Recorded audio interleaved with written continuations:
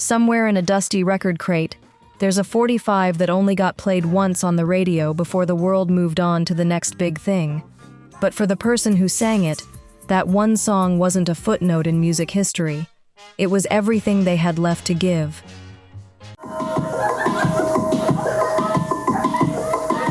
Today we're going back to the 1970s, to 7 voices who each got exactly one moment in the sun. One song, one shot. And for every single one of them, that moment came wrapped in circumstances so heavy, so unfair, that even now, decades later, their stories still hurt to tell. Some of these singers never lived to see 40. One was gunned down by a man wearing a badge. Another watched someone else steal her song and turn it into one of the biggest hits of his career, while she got nothing. A third wrote an answer song to her own husband's hit record, not knowing the whole country would eventually learn what was really happening behind closed doors in that marriage. Let me be your rocking chair. By the time we reach the final story on this list, you'll understand why it's considered one of the most quietly devastating true stories in all of soul music. A song that plays at weddings, a song that plays in nurseries, and almost nobody singing along realizes what the woman who wrote it was actually living through while she recorded it. Stick around for all 7, because the deeper we go, the harder each one hits. Let's start at number 7. Number 7. Jean Knight, Mr. Big Stuff, 1971. Before Mr. Big Stuff became a double platinum, Grammy-nominated anthem, Jean Knight was working as a baker in a university cafeteria in New Orleans. Music was something she did on the side, singing at her cousin's bar, because the local bands kept asking her to sit in. In 1970, a producer named Wardell Quizerge brought her to Malaco Studios in Jackson, Mississippi. The label was in such dire financial straits at the time that the producer had to personally bus the session musicians in just to get the recording made. Knight cut Mr. Big Stuff in a single take. And then, nothing happened. The song was shopped around to multiple major record labels. Every single one of them turned it down. It sat on a shelf, unwanted, for the better part of a year. It took a completely unrelated hit, a different artist recorded at that very same studio, to make Stax Records executives finally go back and reconsider Knight's forgotten tape. When they finally released it in 1971, it exploded. Number 1 on the Billboard R&B chart for 5 weeks straight. A razor-thin second place on the pop charts, blocked from the top spot only by the Bee Gees. Double platinum sales. A Grammy nomination for Best R&B Vocal Performance, though she ultimately lost to Aretha Franklin. For one incredible year, Jean Knight was everywhere. Soul Train, the radio, the charts. And then it stopped. Disagreements between her producer and the label saw her quietly dropped from Stax not long after. She released more music over the following years, but nothing ever came close to touching Mr. Big Stuff again. One perfect take, recorded almost by accident, in a studio that almost didn't survive long enough to release it, and a career that never got a real second chance to prove the first hit wasn't just luck. Number 6. Frederick Knight, I've Been Lonely for So Long, 1972. Frederick Knight signed with the legendary Stax Records at almost the worst possible moment, right as the label was beginning the slow financial collapse that would eventually end it.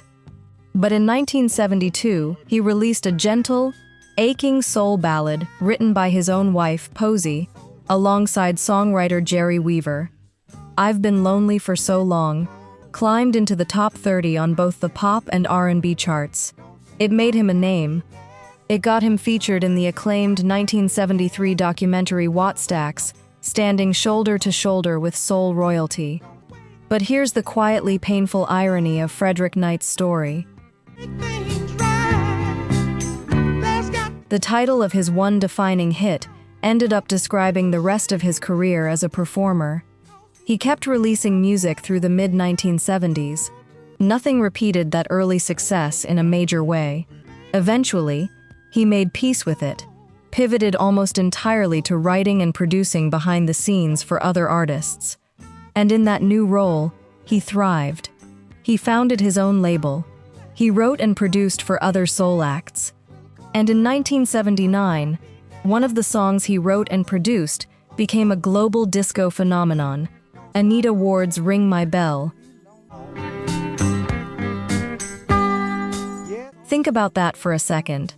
The man who wrote I've Been Lonely for So Long spent the rest of the decade helping other artists become the stars he never quite became himself. He gave the world one of its biggest disco anthems, and almost nobody who danced to it in 1979 had any idea his name was attached to it. He made other people famous while his own voice slowly faded out of the conversation entirely. Number 5. Van McCoy, The Hustle, 1975. You know this song, even if you don't know the name behind it. You know that shimmering string intro that turned into the single biggest dance craze of the entire decade.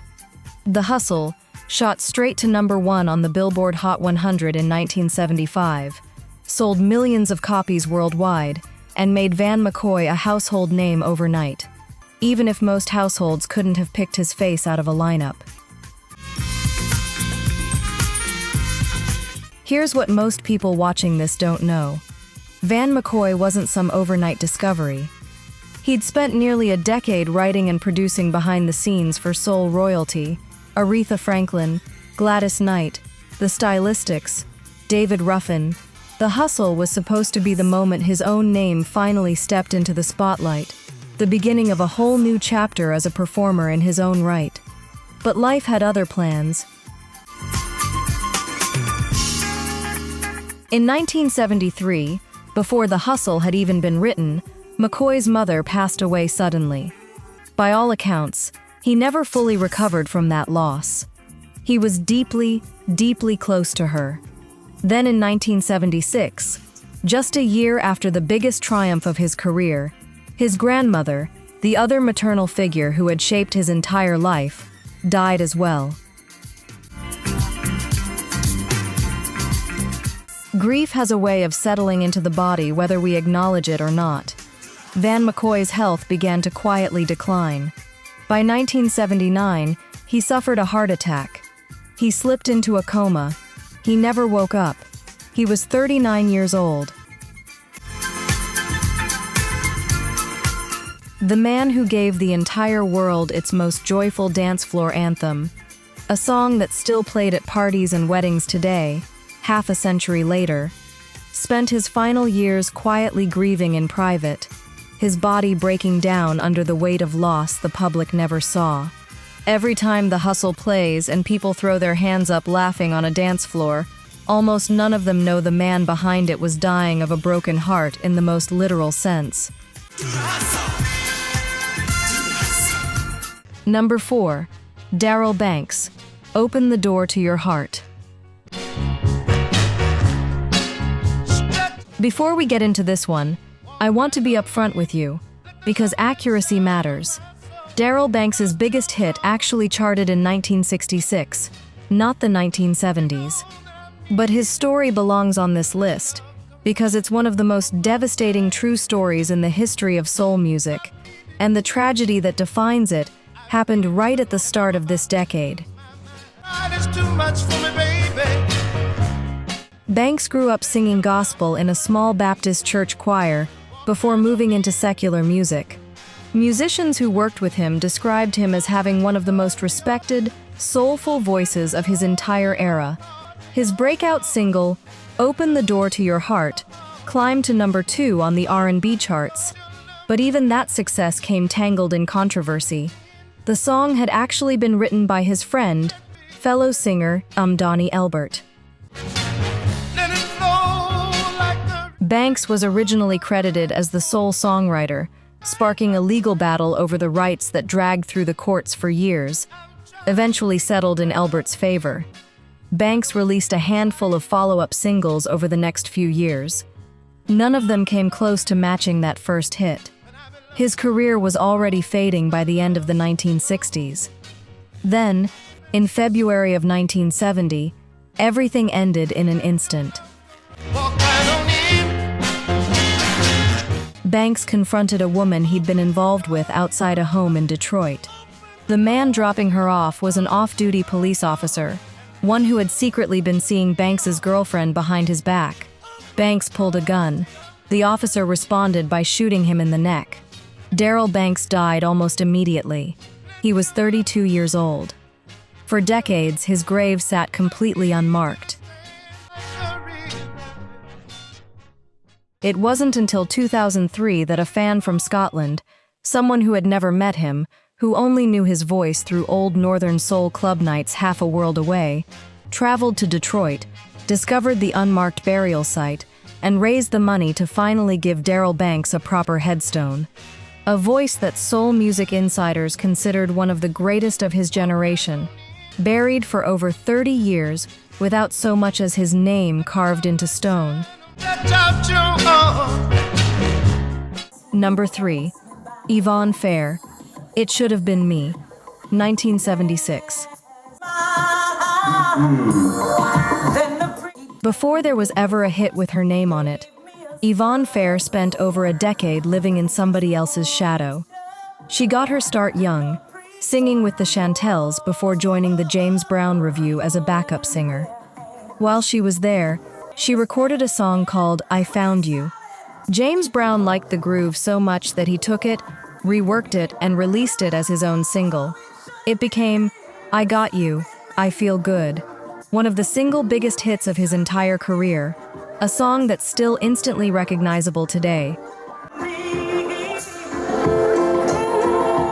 Yvonne Fair got nothing for it. Not the songwriting credit, not the royalties, not even the public memory of where the idea actually came from. She kept grinding anyway. 13 years. She signed with Motown, appeared briefly in the 1972 film Lady Sings the Blues, and spent those years opening for some of the biggest names in music: The Temptations, the Jackson 5, Marvin Gaye, Stevie Wonder. Always the warm-up act, never the headliner. Finally, in 1975, Motown paired her with legendary producer Norman Whitfield and the Funk Brothers for her first and only solo album, titled The Bitch Is Black. Buried on that record was a cover of an old Motown song called It Should Have Been Me. It became a modest hit in the United States and a genuine smash in the United Kingdom, climbing all the way to number 5 on the UK charts. For one brief moment, after 13 years of being overlooked, it finally should have been her turn. But the moment didn't last. By the 1980s, she'd faded almost entirely out of recording, picking up occasional club gigs in Los Angeles just to stay afloat, and eventually working as a personal assistant and wardrobe coordinator for Dionne Warwick, simply to make ends meet.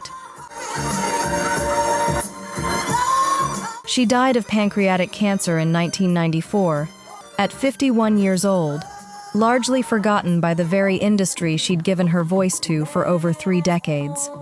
Sometimes the saddest part of a one-hit wonder isn't the one hit itself. It's everything that happened in the long years of silence both before it and after. Number 2. Gwen McCrae, Rockin' Chair, 1975.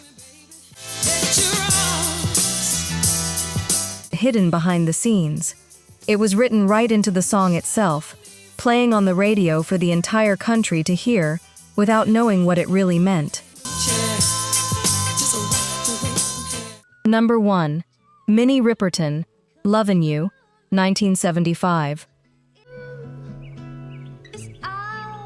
If you know one song on this entire list, it's almost certainly this one. That soaring, effortless, whistle register high note. That gentle, floating melody that sounds like pure sunlight. Lovin' You hit #1 on the Billboard Hot 100 in 1975, and it remains one of the most instantly recognizable love songs ever recorded, still played today at weddings, in movies, in nurseries all over the world. Stay with me while we grow. Minnie Riperton got her start singing with the girl group The Gems before being discovered by the experimental psychedelic soul collective Rotary Connection. Her voice was extraordinary, a nearly 5-octave range that very few singers in history have ever matched. She wrote Lovin' You for her daughter, a little girl named Maya, who would grow up to become the actress and comedian Maya Rudolph. Just 1 year after the song's massive success, in 1976, Riperton was diagnosed with breast cancer. She underwent a mastectomy, but doctors discovered the cancer had already spread throughout her body. She was given 6 months left to live. She didn't stop performing. She kept touring, kept showing up for her fans even as her own body was failing her underneath the stage lights. She became one of the very first celebrities to speak openly and publicly about her cancer diagnosis, at a time when the disease was still whispered about rather than discussed, becoming a spokesperson to help other women feel less alone in their own diagnoses. On July 12, 1979, Minnie Riperton passed away in the arms of her husband, Richard Rudolph. She was only 31 years old. She left behind 2 children. One of them grew up hearing her mother's biggest song, played at nearly every family gathering, never quite able to escape its shadow, and went on to build an entire career of her own in comedy and music, carrying a piece of her mother's voice with her the whole way, whether the world realized it or not. Lovin' You plays at weddings, it plays in movies, it plays in nurseries, exactly as it was written to. Most people singing along have absolutely no idea that the woman who made it, and the little girl she wrote it for, were living out one of the most quietly devastating true stories in music history, in real time. 7 voices, 7 songs that outlived the people who sang them, in one way or another, through grief, through exploitation, through violence, through illness, through heartbreak that played out in full view of the public, without anyone realizing what they were actually watching. That's the strange, almost cruel thing about a one-hit wonder. The hit is supposed to be the happy ending, the moment everything finally pays off. For every single person on this list, it was really just the beginning of the hardest chapter of their entire lives. If this one hit you harder than most, that's exactly why we make these. Subscribe to R&B Rhythm, because there are more of these stories waiting. And some of them, believe it or not, are even harder to sit with than this one.